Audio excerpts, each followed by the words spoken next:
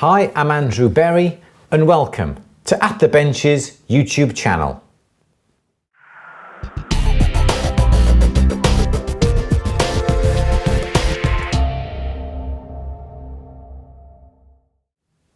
I've been working through a few projects. I've been working on some basic soldering techniques, and it's occurred to me that there's two different ways we can solder a particular joint. The usual method, and I'm sure you've seen me before, is to get a ring, for instance, and we're going to solder the joint on a ring. And we come along, we flux the joint, make sure it's nice and close fitting and everything else, and we put the solder on top and we heat it up.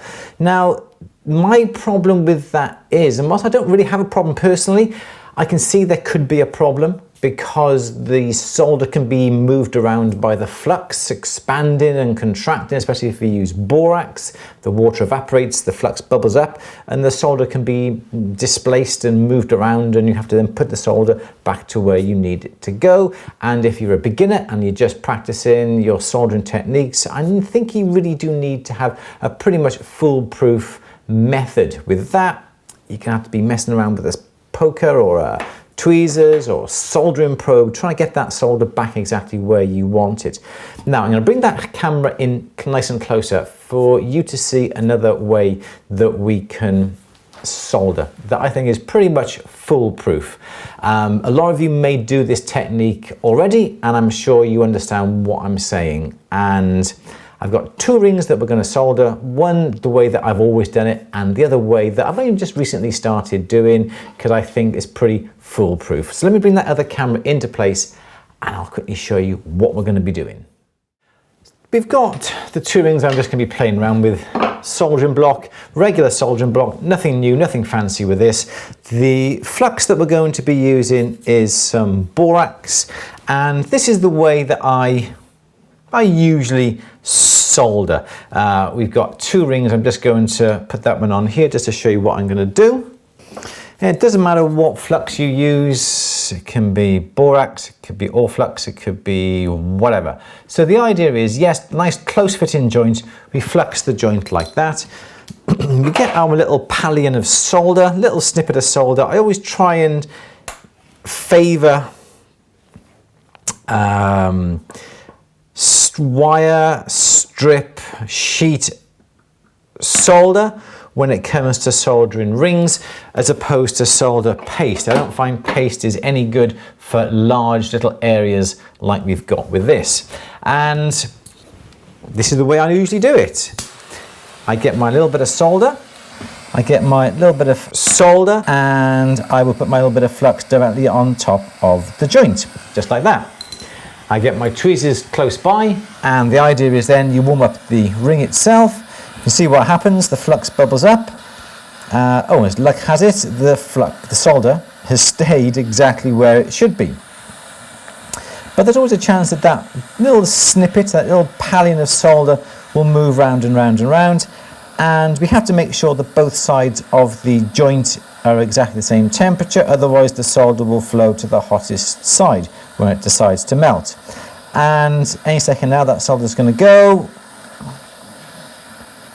There we go. That's a nice little solder joint, Andrew. I've been doing this for 30 years. I feel that I'm pretty good now at soldering. As you can see, pretty good solder joint. So that's the one way that I basically have always soldered. I've always put the pallion of solder on top. Let's pop that to one side. Now, the other way that you can do it, makes life a lot easier, especially if you're just practicing or just learning to solder, is again exactly the same technique, is to flux everything, which is what we've done before. We'll grab our little pallion of solder. Now, instead of putting our solder on top of the solder joint, like that, what we're going to do, we're actually going to put the solder on the block. He says it's a lot easier. There we go. We're going to put a little bit of flux on that pallion of solder. And what we're going to do, we're going to rest the ring directly on top of that piece of solder. Now, let me just double check because I'm pointing this towards the camera. Where's my solder? Where's my joint? There it is there. There's that there. Okay. we're going to rest the joint directly on top of the solder. And now what is happening is the solder cannot move anywhere. The solder is trapped by the weight of the ring.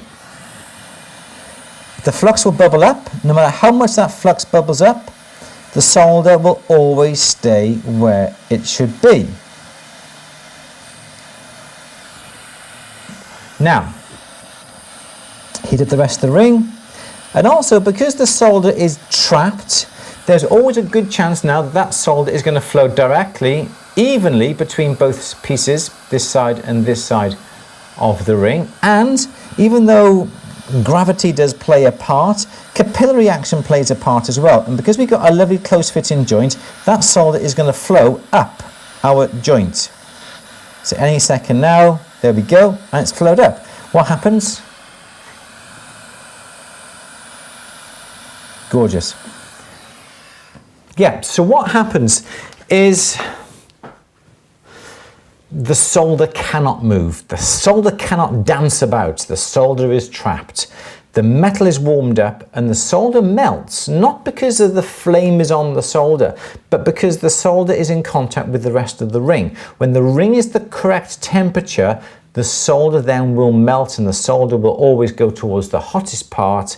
And especially if you're heating up the back of the ring as we are here, the solder will flow up onto the surface because it likes to flow, and because you've got a nice tight fitting joint, the solder will fill and go between that joint. There we go, that's it.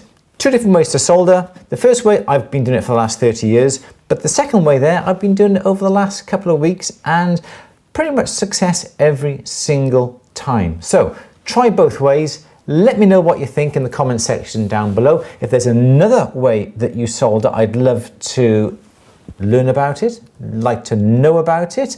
Also, please subscribe if you haven't done already, and don't forget, smash that little bell icon to be notified when films go live on our YouTube channel. Don't forget, please give this film a thumbs up if you like it. Share it with your friends if you feel that they can benefit from these little soldering techniques.